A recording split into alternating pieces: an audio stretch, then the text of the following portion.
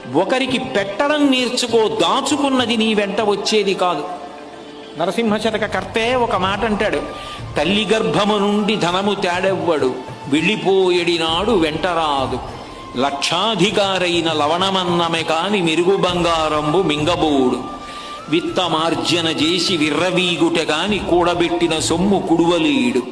పుందుగా మరుగైన భూమి లోపల పెట్టి దాన ధర్మము లేక దాచి దాచి తుదకు దొంగలకిత్తురో దొరలకవునో. తేనెజుంటీ గలీయవా తెరువరులకు భూషణ వికాస శ్రీధర్మపుర నివాస దుష్ట సంహార నరసింహ దురిత దూరా. తల్లి కడుపులోంచి వచ్చినప్పుడు తెచ్చుకున్నది ఏదీ లేదు. అమ్మ కడుపులోంచి వచ్చినప్పుడు ఎలా వచ్చాడో వెళ్ళిపోయేటప్పుడు కూడా అంతే. ఒంటి మీద ఆఖరణ కప్పినటువంటి నూలు బట్ట కూడా లాగేస్తాడు. లాగేసి తీసుకెళ్లి కట్టెల మీద పడుకోబెట్టి వెలిగించేస్తాడు.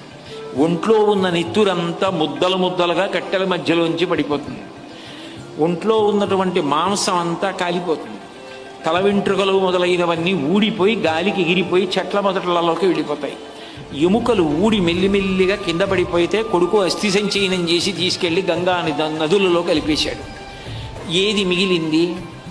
ఇలా ఇలా ఉన్నన్నాళ్ళు చూపించి బోరలు విరిచినటువంటి వాడు తుట్టతొదకు ఏమయ్యాడు? పిడికెడు బూడిదయ్యాడు. ఆయన వెంట